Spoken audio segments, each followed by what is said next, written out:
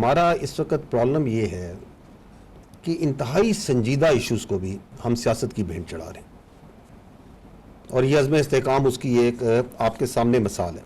अज़्म इस्तेहकाम एक हमागीर, एक मरबूत counter terrorism campaign है, and it is not a military operation पर से, जिस तरह इसको प्रेजेंट किया जा रहा है। एक संजीदा बात को भी सियासत की भेंट चढ़ाया जा रहा है।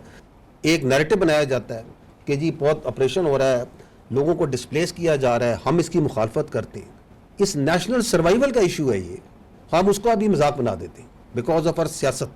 अज़्म इस्तेहकाम दैट कैंपेन, जो मैंने कहा कि ये हमागीर मरबूत एक कैंपेन है काउंटर टेररिज्म की, और ये सिर्फ दहशत गर्दी को जड़ से उखाड़ेगी नहीं।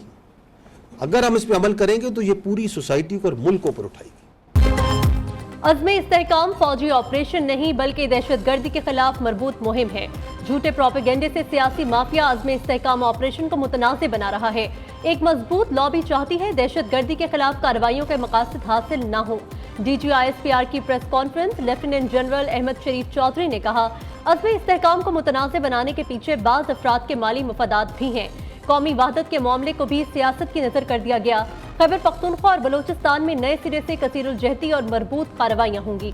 किसी की नकल मकानी नहीं होगी। रियासत के रेड चैलेंज नहीं करने देंगे। रोजाना की बुनियाद पर 112 ऑपरेशन कर रहे हैं। सवाल उठाया, क्यों एक सियासी माफिया और गैर कानूनी माफिया खड़ा हो गया? अज़्म इस्तेहकाम को मुतनाज़िर क्यों बनाया जा रहा है?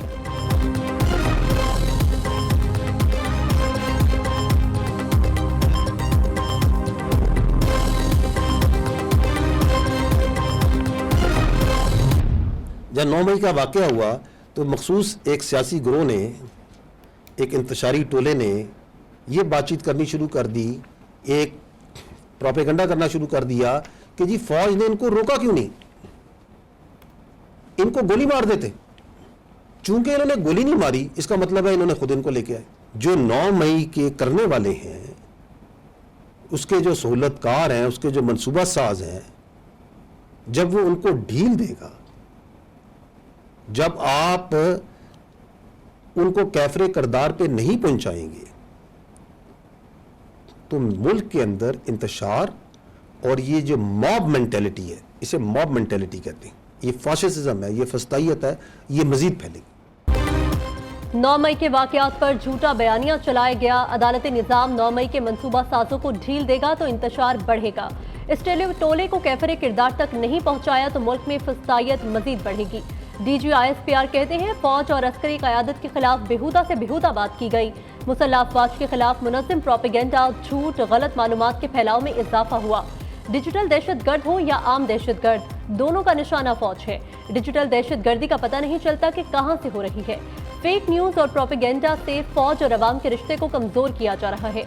डिजिटल दहशतगर्दी को कानून और मॉनिटरिंग से रोकना होगा। जानबूझकर फैलाई गई अफवाहों का सद्देबाब चाहते हैं।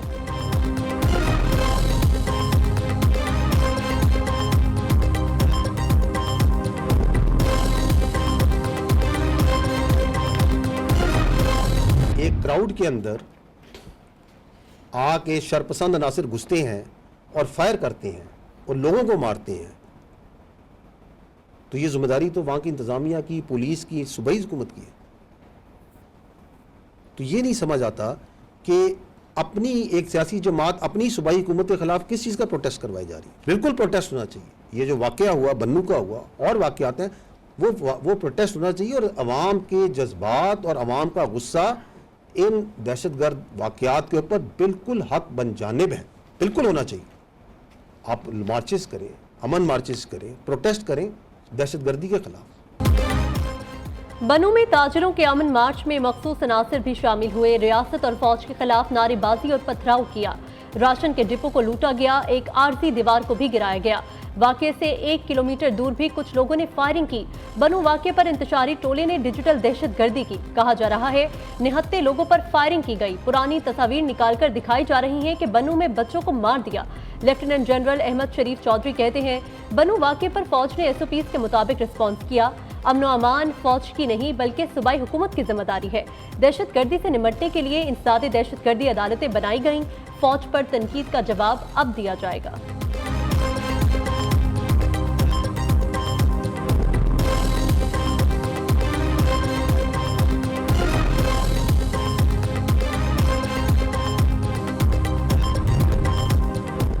बानी पीटीआई का 9 मई की अहम तनसीबात के सामने एहतजाज की कॉल का एतराफ। अपनी गिरफ्तारी पर जीएचक्यू के सामने पुरअमन एहतजाज की कॉल दी थी। कभी किसी को तोड़फोड़ और पुरतशद्दुद मुजाहिरों की इजाजत नहीं दी। अडयाला जेल में सहाफियों से गैर रस्मी गुफ्तगू में कहा, कोई गलती नहीं की तो किस बात की माफी। मेरे खिलाफ तमाम केसेस खत्म हो रहे हैं। लगता है 9 मई मुकदमात में अब मिलिट्री जेल भेजा जाएगा। विफाक, पंजाब और खैबर पख्तूनख्वा में अरकान पार्लियामेंट को भूख हड़ताल करने का कहूंगा। टेक्नोक्रेट सेटअप लाने से बेहतर है जमहूरियत को लपेट दें। मुल्क को मौजूदा बहरानों से निकालने का वाहिद हल साफ शफाफ इंतखाबात है।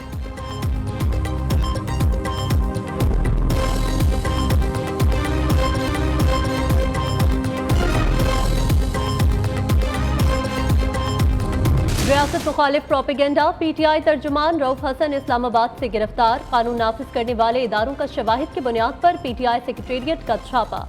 पार्टी का मरकजी दफ्तर डिजिटल दहशतगर्दी का गढ़ बना हुआ था।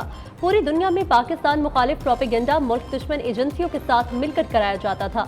बराह रास्त मुलविस लोगों को रंगे हाथों गिरफ्तार किया।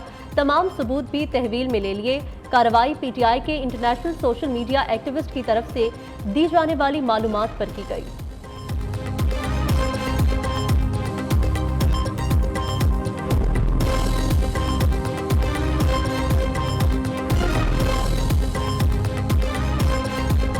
रऊफ हसन साहब को अरेस्ट किया गया। हम इस रेड की, उसकी अरेस्ट की शदीद अल्फाज में सख्त मजम्मत करते हैं। ये सब कुछ सिर्फ एक पार्टी को कमजोर करने के लिए किया जा रहा है।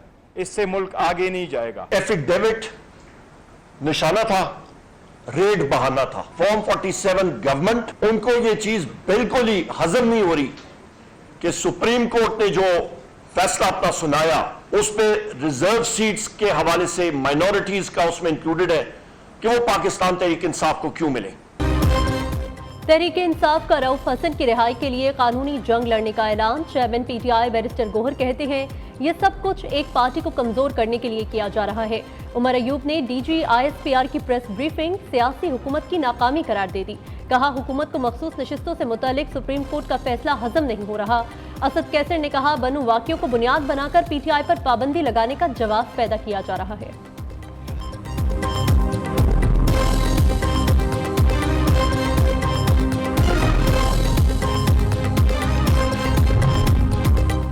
बनू वाक़े में पीटीआई के अपने लोग मुलविस थे। असलहा भी दिया, सबूत सामने आ गए। वफाकी वजीर सेफरान अमीर मकान कहते हैं, पीटीआई का मुल्क में लाशें गिराने का मंसूबा था। कैदी का प्लान था मुल्क में खून रेजी हो। बनू वाक़े पर जेआईटी बनाई जानी चाहिए। दूसरी जानिब वज़ीर आला खैबर पख्तूनख्वा अली अमीन गंडापुर कबायली मिशरान की मुलाकात। बनू वाक़े समेत 15 निकाती एजेंडे पर गौर।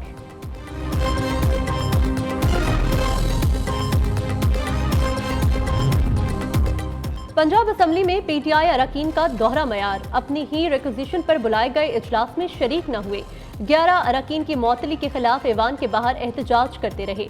60 अपोजिशन अरकान ने टीएडीए के हुसूल के लिए चुपके से हाजिरी लगा ली।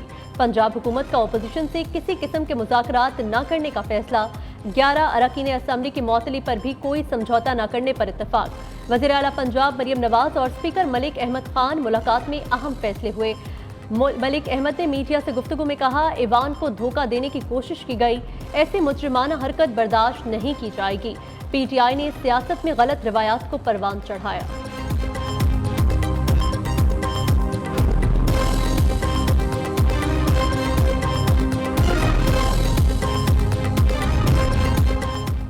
हाफिज नईमुर रहमान का तर्जुमान पाक फौज के बयान का खैर मकदम। अज़्म इस्तेहकाम फौजी ऑपरेशन नहीं है। हुकूमत स्टेक होल्डर से मुशावरत के बाद फैसले करे तो कोई कंफ्यूजन पैदा नहीं होगी।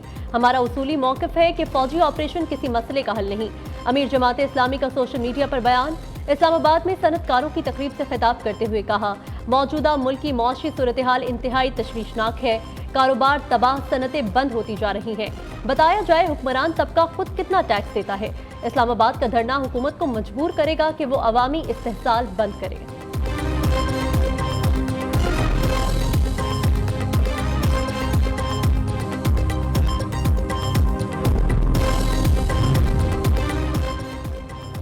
गवर्नर पंजाब का पीटीआई पर पाबंदी की हिमायत न करने का ऐलान। सलीम हैदर ने न्यू न्यूज़ के प्रोग्राम सहाफ़ी में गुफ्तगू करते हुए कहा, इस हवाले से फैसला पीपल्स पार्टी की सेंट्रल एग्जीक्यूटिव कमेटी करेगी।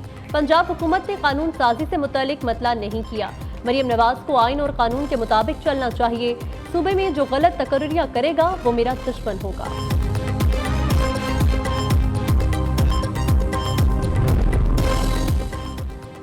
कुछ नया नहीं होने वाला, हुकूमत यही चलेगी, शर्जील मेमन का दावा। कुछ अनासिर मायूसी फैलाकर अपने मकासद हासिल करना चाहते हैं।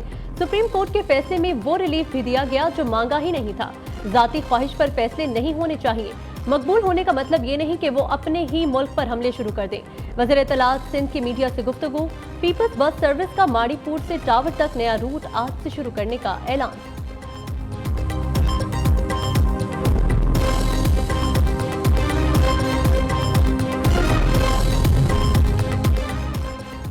तोशाखाना नए रेफरेंस में बानी पीटीआई और बुशरा बीबी के जिस्मानी रिमांड में मजीद 7 रोज की तौसी। नैब ने तफ्तीशी रिपोर्ट अदालत में जमा करा दी। मौक़िफ़ इख्तियार किया, मुल्ज़िमान से मजीद तहकीकात करनी है, रिमांड में तौसी की जाए। एहतसाब अदालत में आइंदा समाअत 29 जुलाई को होगी। दूसरी जानिब नए केस में गिरफ्तारी का डर। बुशरा बीबी ने इस्लामाबाद हाई कोर्ट का दरवाजा खटखटा दिया। तमाम ज़ेरे इल्तवा मुकदमात, इंक्वायरियों, नोटिस की तफसीलात फराहम करने की इस्तदा।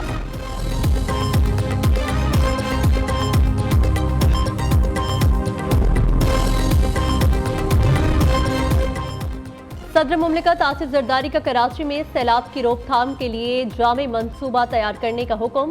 सिंध हुकूमत को पायदार और तवील मुद्दती हिकमत अपनाने की हिदायत। आसिफ जरदारी ने इजलास से खिताब करते हुए कहा, कराची में आलमी मयार के मुताबिक सीवरेज सिस्टम बनाना होगा।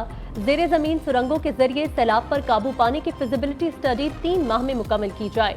आलूदा पानी को साफ करने का जदीद निज़ाम तामीर किया जाए।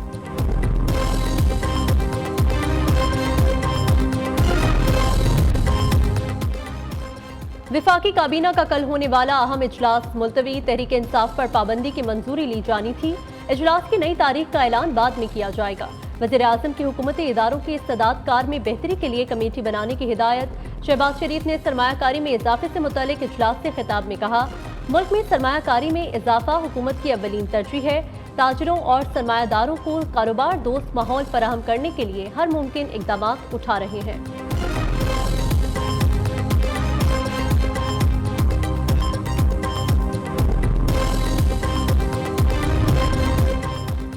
बिजली की बढ़ती कीमतें, सनती सेक्टर बुरी तरह मुतासिर। गुज़िश्ता 6 माह से 1 साल के दौरान मुल्क भर में 25% सनतें बंद हो गईं।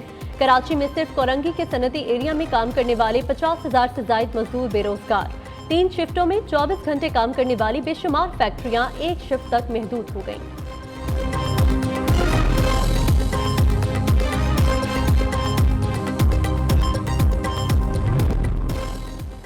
बिजली बनाने वाले महंगे IPPs मुआहदे एक फ्रॉड, मजीद बर्दाश्त नहीं किया जाएगा।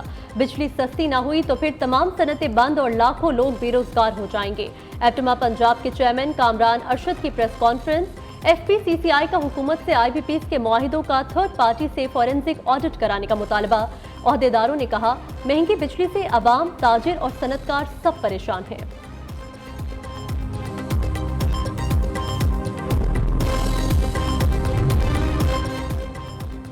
पंजाब हुकूमत का बरामदात में इजाफे का मंसूबा तैयार। पंजाब हुकूमत 5 अरब 34 करोड़ 62 लाख रुपए की लागत से गारमेंट सिटी बनाएगी। वज़ीर आला मरीम नवाज का दिसंबर 2024 तक 2 इमारतों की तामीर मुकम्मल करने का हुक्म। लाहौर में लेडी एचएसन अस्पताल की अपग्रेडेशन मंसूबे का इफ्तिताह भी किया। मरीम नवाज ने मुर्गी के गोश्त की कीमतों में इजाफे का नोटिस देते हुए हुक्काम से जवाब तलब कर लिया।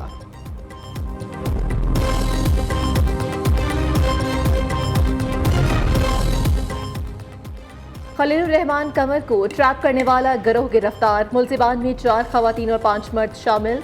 चंद अफराद को लाहौर, बाकी को दीगर शहरों से पकड़ा गया। मुल्जिमान मशहूर और मालदार शख्सियत कोहनी ट्रैप करके पैसे बटोरते थे। मुल्जिमा आमना अरूज ने खलीलुर रहमान कमर को ड्रामा लिखने के बहाने घर बुलाया, नकदी, घड़ी और मोबाइल फोन छीना। बाद में आंखों पर पटिया बांधकर वीरान जगह छोड़कर फरार। और मारूफ गुलकार राहत फतेह अली खान की दुबई में गिरफ्तारी की तरदीद। राहत फतेह अली खान ने वीडियो पैगाम में कहा, दुबई में गाने रिकॉर्ड कराने आया हूँ, हर चीज ठीक, अफवाहों पर कान न धरे, ऐसा कुछ नहीं है।